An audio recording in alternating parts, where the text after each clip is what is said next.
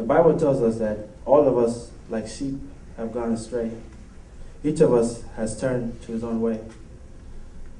And deep down, our attitude may be the one of active rebellion or passive indifference toward God and his ways. But it's all evidence of what the Bible calls sin. The result of sin in our lives is death. Like I once said, spiritual separation from God.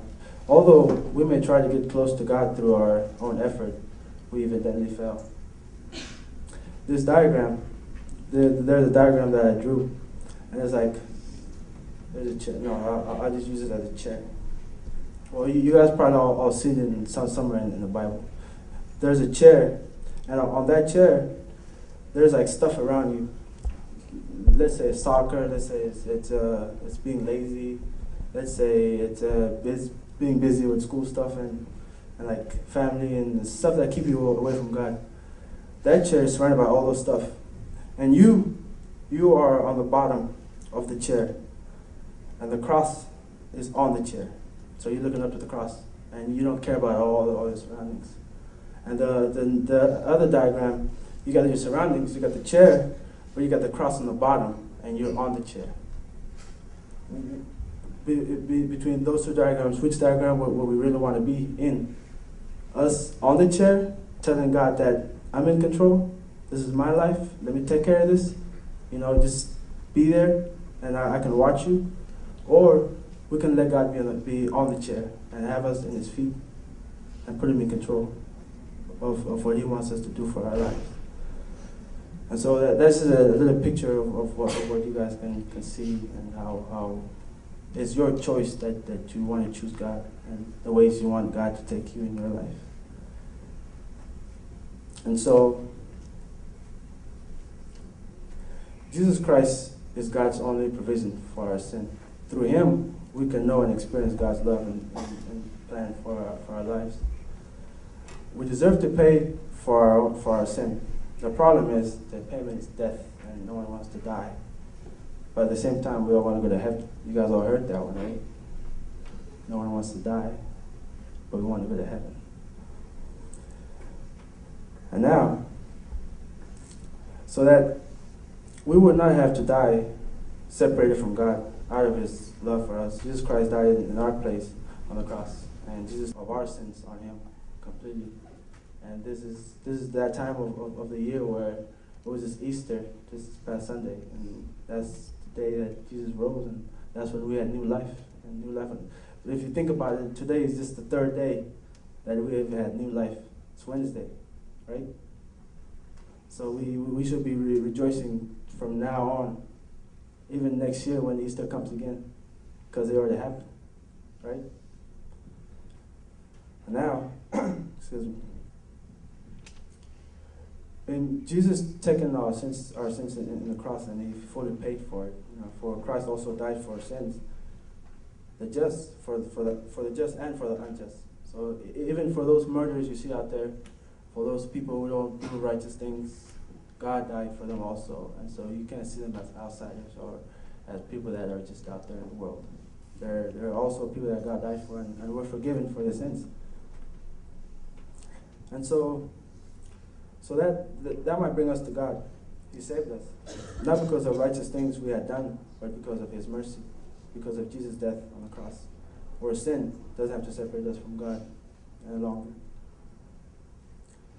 And now as I go on to finish off kind of like my life story and where I've been and where God has taken me, it seems to me that the way he chose me in my surroundings and how I grew up, he kind of lured me into him. Like, he didn't just call me one night and I just, boom, I woke up and I was like, oh, I'm gonna follow Jesus. It took me slowly. He showed me things that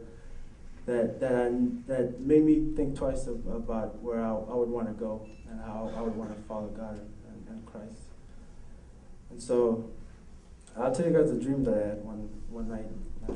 I think I was like about 11 years old. And as a kid, 11 years old, you really don't know much about church. All you know is playgrounds. All you know is playing with other kids and starting trouble, running away from home for like a couple of days and coming back telling your mom I was at my friend's house. So he gave me this vision where I was asleep in my dream. Kind of weird. I was sleeping. And as I was sleeping, I heard some footsteps behind our house. Like, it was heavy footsteps. Heavy, like something I've never heard of before. Because I've heard people walk behind. You heard people walking, you hear footsteps, and it's like, okay, that's a person. That might be a kid, or that might be a dog or a lion or a cat. Just kidding. And so I heard these footsteps, and as I was hearing these footsteps, they started from the back of the house, and they came around to the right side, because our house wasn't like these houses. It was a hut. You guys seen the hut before, right? It was a handmade hut made of mud and hay, and so you can easily hear something that's coming. And it wasn't that big. It was probably about maybe just this little surrounding, just right here, and about 7 to 8 people live in that hut. You just sleep. You're comfortable. What can you say, And so as I heard these footsteps come closer and closer and closer and closer, they come from the back, and the door was over here, and I was in the back. They were coming, they're getting closer and getting closer and getting deeper and getting deeper. And so I woke up. And as a kid, when you hear that, like in the middle of the night, you get scared. You don't know what it is, and you try to go and wake up your parents or whatever. But what I did in that dream, I got up, I walked outside the door to see what was going on. And I was just a kid, 11-year-old kid. And as I went out the door, I didn't see any of our neighbors' homes. Like it seemed like there was nothing there. It was all blank. Then as I tried to turn around to go back into the hut, there was no hut to go back into. So here I am stuck in the middle of nowhere, and it's all dark. And I still hear these footsteps coming closer. And then as I tried to turn around again, because I turned to look at the house, it wasn't there. And I was scared, and I tried to turn around again. And there was this figure standing in front of me, like right in front of me. Literally, I could be kissing the figure if I was to just move. And it wasn't just any figure. It was a human figure. And as a human figure, it wasn't just any human figure. It seemed like a giant human figure, like Bigfoot. Big, real big. I was a kid. I might over exaggerate because I was young. So I looked up, and as I looked up, my eyes started going because I was trying to see the face taller than me. I was probably up here. And it's hard to believe because how tall I am now. And so I tried to look up and see the face, and I couldn't see the face. And then all of a sudden, from that position that I was trying to see the face, I couldn't see the face. Something just kind of grabbed me right quick, and when it grabbed me, I found myself in the back of the house again, laying down. I was still dreaming at that time. I'm not awake yet.